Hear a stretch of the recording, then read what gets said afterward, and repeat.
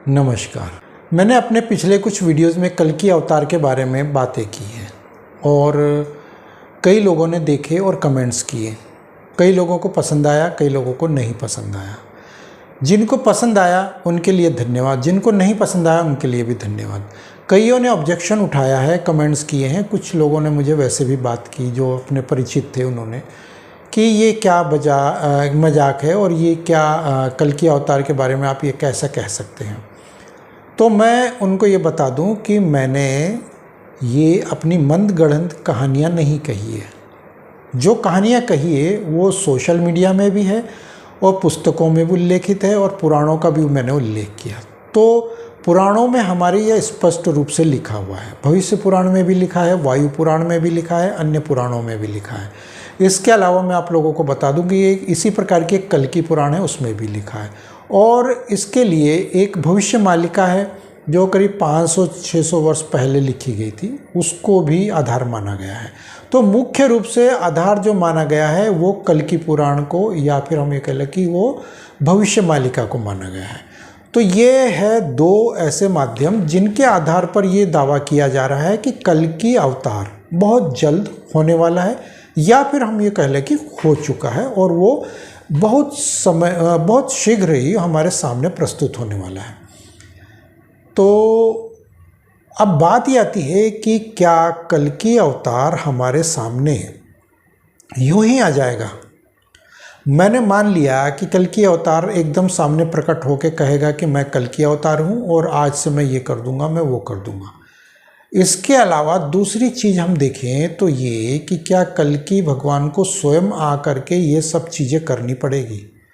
जैसे कि अगर हम द्वापर युग में बात करें तो वहाँ पर भगवान कृष्ण के रूप में विष्णु ने अवतार लिया और फिर उन्होंने 5 पांडवों को माध्यम बनाया, द्रौपदी को माध्यम बनाया और फिर उनके माध्यम से, उनके द्वारा युद्ध करवाया गया और उनको माध्यम बनाकर ही युद्ध जीता गया। और वहाँ पर तमाम प्रकार के जितने भी अत्याचारी, अनाचारी, दुराचारी और जितने भी अन्य प्रकार की जो शक्तियाँ थी या जो षड्यंत्रकारी नीतियाँ थी, उनको सबको समाप्त करने में सहयोग किया।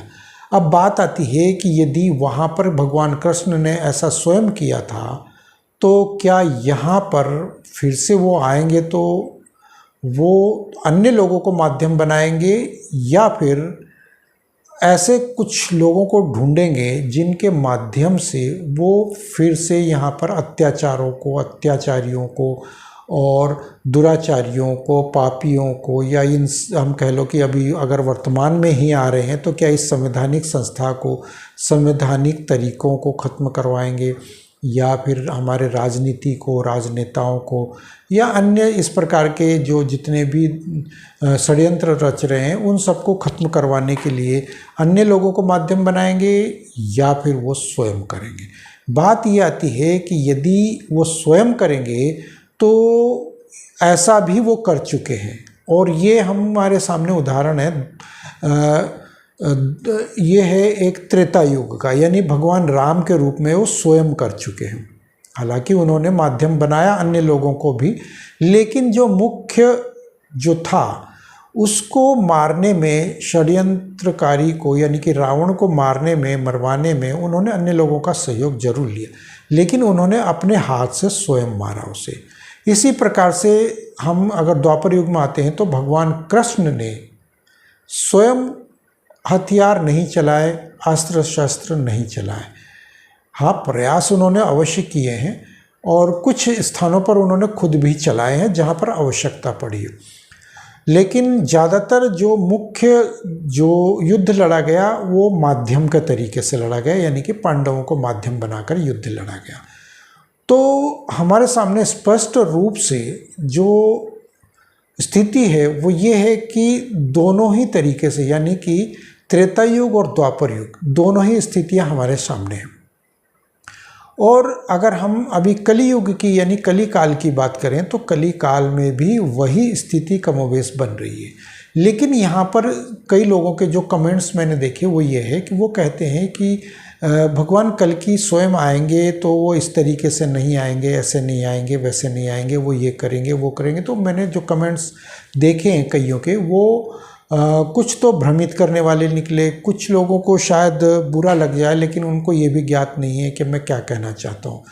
तो दोनों तरीके से मैंने उन कमेंट्स को देखा, और अभी लेटेस्ट जो कमेंट्स आए होंगे उनका तो मुझे ज्ञात नहीं है कि अभी क्या कमेंट्स आए होंगे, लेकिन अभी 2-3 घंटे पहले मैंने कुछ कमेंट्स देखे हैं, तो उनके बारे में भी मैं ये बता सकता हूँ कि जिन लोगों ने कल्कि भगवान में आस्था प्रकट की है वो लगभग ठीक ही आस्था प्रकट कर रहे हैं, लेकिन संदेह ये पैदा होता है कि यदि वो स्वयं युद्ध नहीं करेंगे तो किसको माध्यम बनाएंगे।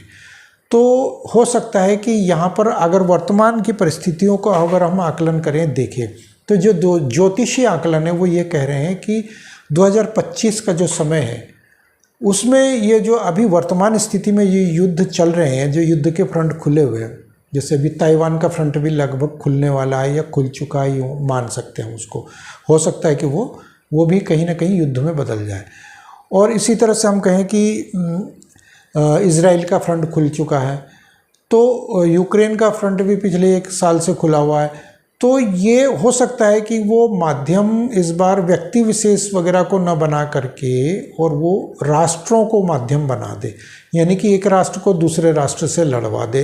तो जैसे हम यूक्रेन और रसिया की बात करें, और इधर हम खाड़ी के देशों में चले जाएं तो हम देख रहे हैं कि अब ईरान को भी उसमें इन्वॉल्व कर लिया, तो हो सकता है कि उसमें रूस भी कूद जाए, क्योंकि यदि जिस प्रकार से रूस को यूक्रेन के माध्यम से उसको परेशान किया जा रहा है यूरोप के द्वारा या अमेरिका के द्वारा, उसी प्रकार से यहाँ पर अमेरिका को भी परेशान किया जा सकता है वो ईरान के माध्यम से या इजराइल के माध्यम से। तो रूस भी वहाँ पर एक चाल चल सकता है। तो इस तरह की स्थितियाँ जो है कमोबेश बनती जा रही है पूरी दुनिया में। अब ये पूरी दुनिया में से मतलब ये है कि हो सकता है कि भारत में भी ये स्थिति खुल जाए और फ्रंट खुल जाए यहाँ पर, और ये देखने को मिल जाए तो ताइवान भी जल्दी से ही हो जाए। दूसरा ये हम देख रहे हैं कि वो आर्मेनिया और अजरबैजान का वो फ्रंट कभी भी खुल सकता है, तो वहाँ पर भी वो वही स्थिति बनी हुई है। तो ये इस तरीके से 2-4 और भी फ्रंट हैं जो कहीं ना कहीं वो जल्दी से मुंह खोल सकते हैं और वो युद्धक स्थिति बना सकते हैं। तो ऐसी स्थितियां मिल करके हो सकता है कि वो एक राष्ट्र को दूसरे राष्ट्र से भिड़वा दे। तो हालांकि हम ये द्वापर युग में देख चुके हैं, महाभारत काल के जो युद्ध था उसमें भी यही स्थिति थी। तो बेशक उसमें यह था कि राजा स्वयं युद्ध के मैदान में आता था और अपने हाथ से वो अस्त्र शस्त्र वगैरह चलाता था, और एक राष्ट्र का राजा दूसरे राष्ट्र से लड़ता था, यानी कि राजा आपस में यदि लड़ रहा है तो यही माना जाता था कि वो राष्ट्र ही आपस में लड़ रहे हैं। तो उनके योद्धा कोई भी हो सकते हैं, तो वो राष्ट्र की तरफ से ही माना जाता था। तो यही स्थिति आज भी हम देख रहे हैं, तो वो जस की तस स्थिति बनी हुई है। बेशक आज वो सेनाएं मैदान में नहीं उतरती हैं, हालांकि जो उतरती हैं वो अलग तरीके से उतरती हैं, लेकिन वो तरीका नहीं है कि शंख बजा करके और शंख बजा करके शुरुआत होगी और शंख बजा करके ही युद्ध समाप्त होगा। आज की स्थिति यह है कि जो जितना षड्यंत्रकारी तरीके से कर सकता है वो उतना ज़्यादा बलवान माना जाएगा। तो ये अजीबोगरीब स्थितियाँ आज उत्पन्न हुई हैं हमारे सामने। तो इसमें हम ये कह सकते हैं कि हो सकता है कि इसमें कल्कि भगवान भी कहीं ना कहीं रोल निभा रहे हों, लेकिन यदि वो ऐसा रोल कहीं ना कहीं निभा रहे होंगे तो हो सकता है कि वो भारत की तरफ से निभा रहे होंगे। अब अगर हम ये कहें कि भारत की तरफ से निभा रहे हैं तो फिर वो किसको आपस में लड़वा रहे हैं, और यदि भारत की तरफ से अभी तक उन्होंने कोई रोल नहीं निभाया, तो यदि अगला फ्रंट यदि कहीं से कोई भारत के खिलाफ खुलता है तो क्या इसको ये मान लिया जाए कि वो भारत की तरफ से ही फ्रंट खुलने वाला है, और भारत की तरफ से जो खुलेगा तो वो क्या उसमें कल्कि भगवान ही इन्वॉल्व होंगे। तो इस तरह की कई विरोधाभास बातें हमारे सामने खुलकर सामने आती है, और ये कई लोगों के आकलन भी हो सकते हैं। लेकिन हालांकि मैं ये मान कर के बैठा हूँ कि कल्कि का अभी कोई अवतार नहीं हो रहा है। हो सकता है कि हुआ हो, मैं उसमें भी मना नहीं कर रहा हूँ, लेकिन जो मेरा पर्सनल अनुमान है वो ये है कि अभी ऐसी कोई स्थिति नहीं आई है। और ये जो स्थितियाँ आज हम देख रहे हैं जो युद्ध की स्थितियां बनी हुई है, भारत की हो या पाकिस्तान से हो या चीन की तरफ से हो, या फिर हम ताइवान वाला फ्रंट मान लें, या फिर हम कहें कि यूक्रेन वाला, रूस वाला, या फिर हम गल्फ़ कंट्री का मान लें, हम इज़राइल का या ईरान का, या फिर हम अमेरिका को अन्य देशों में उलझा हुआ मान लें। तो ये सारी स्थितियां पहले भी हुआ करती थी, आज भी है। हम त्रेता युग में भी माने तो भगवान राम के समय भी यही सब कुछ होता था, यही स्थितियां वहाँ पर भी बनी हुई थी। तो वो राक्षस आक्रमणकारी होते थे, उस तरह की नीतियाँ अपनाते थे, वो नीतियाँ चलते थे। तो वो बाली के साथ युद्ध होते थे उनके, और उसके बाद बाली के बाद भी युद्ध हुए उनके, और कन्या का हरण जिस प्रकार से हुआ, तो ये सब चीज़ें उस समय भी हुआ, उस समय भी दिखाया। और आज भी कमोबेश वही स्थिति है। तो द्वापर युग में भी वही स्थिति देखने को मिली। तो हम ये नहीं कह सकते कि द्वापर युग में एकदम शांति थी महाभारत युद्ध से पहले, या फिर त्रेता युग में भगवान राम ने जब रावण को मारा उससे पहले चारों ओर शांति थी, क्योंकि युद्ध की स्थितियां हमेशा बनी रहती है। और अस्त्र शस्त्र हमने देखें तो वो अनादिकाल से, जब से सृष्टि की रचना हुई है तभी से हमारे देवी देवताओं के हाथ में अस्त्र और शस्त्र देखे गए।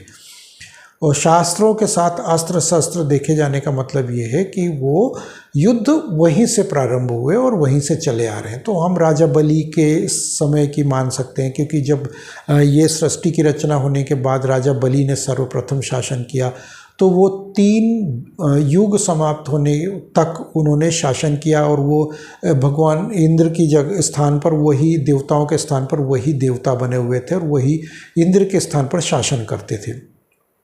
जब चारों तरफ शांति थी, उसके बाद ही अशांति फैलनी प्रारंभ हुई। तो ये सब चीज़ें हम देख सकते हैं कि उसके बाद ये अस्त्र और शस्त्रों का इस्तेमाल होना शुरू हुआ। तो ये कहीं ना कहीं ऐसी स्थितियां जो बन रही हैं, आज की स्थिति अगर हम देखें तो द्वापर युग, त्रेता युग, सतयुग या अन्य युगों में, तो राजाओं के युद्ध हमेशा होते आए और राजाओं के हाथ में हमेशा अस्त्र शस्त्र देखे गए। और यही स्थितियां अब आगे आने वाले समय में भी रहेगी। तो मतलब ये इसका निकलता है कि ये स्थिति जो बनी हुई आज है, इसमें ज़रूरी नहीं है कि कल की भगवान ही इन्वॉल्व हो, या आएंगे कल की भगवान और फिर उसको इन्वॉल्व करेंगे और वहाँ परमाणु युद्ध होगा, वहाँ होगा, ये खत्म होगा, ऐसा खत्म होगा, वो सा होगा, और ये होगा वो।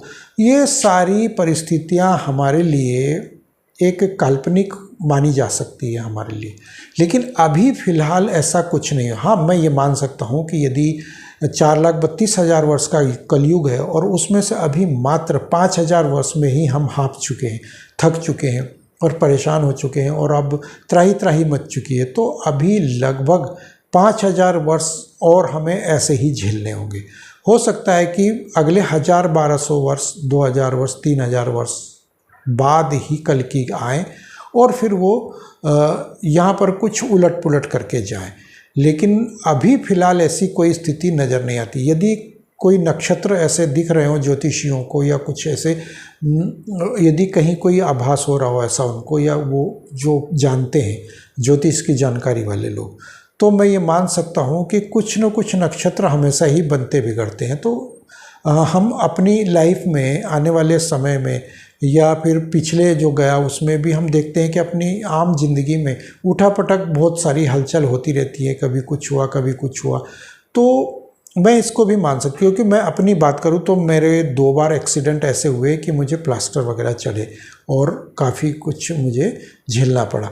तो उसी प्रकार से मैं ये मान सकता हूँ कि कुछ ऐसी स्थितियाँ आती है जो वो अनायास ही आती है और कुछ बड़े जख्म दे करके चली जाती है।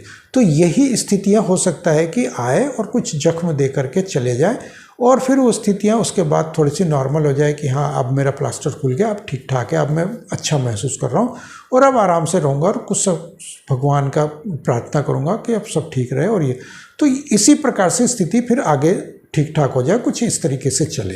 तो इसमें कहीं से भी हम ये नहीं मान सकते, या मानना नहीं चाहिए अभी हमें कि कल की ही आएंगे, क्योंकि कल की भगवान का आना इतना आसान भी नहीं है, इतना सरल भी नहीं है, और अभी इतनी आवश्यकता भी नहीं है।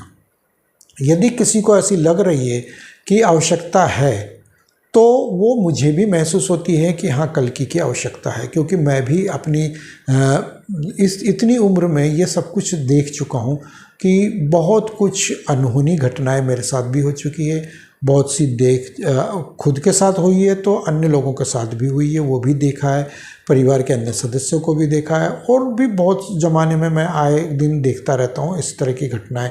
या आम आदमी इन्हीं घटनाओं के बीच में जन्म लेता है, इन्हीं घटनाओं के बीच में पलता है, बड़ा होता है, और फिर इन्हीं घटनाओं के बीच में ख़त्म हो जाता है। तो हमारी सारी पीढ़ियाँ इनमें देखी गई है, निकलती गई है।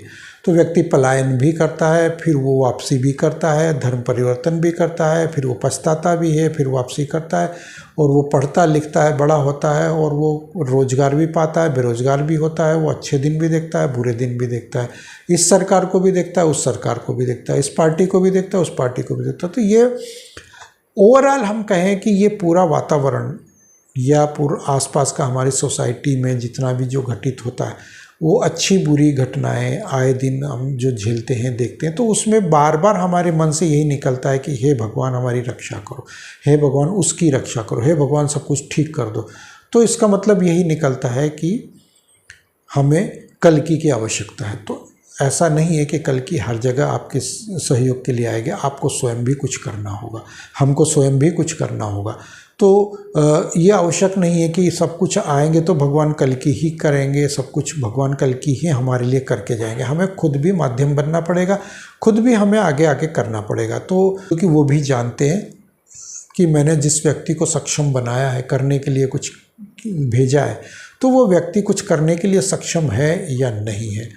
मैं उनको विवश नहीं करूंगा, लेकिन मैं यही कहूँगा कि अभी इतनी जल्दबाजी ना करें, क्योंकि ये सामान्य सी घटनाएं हैं और ये सब चीज़ें होती रहती हैं, और इसको आप देवी चमत्कार मान करके चलिए। जो कुछ भी होता है वो देवी चमत्कार ही मान कर चलिए।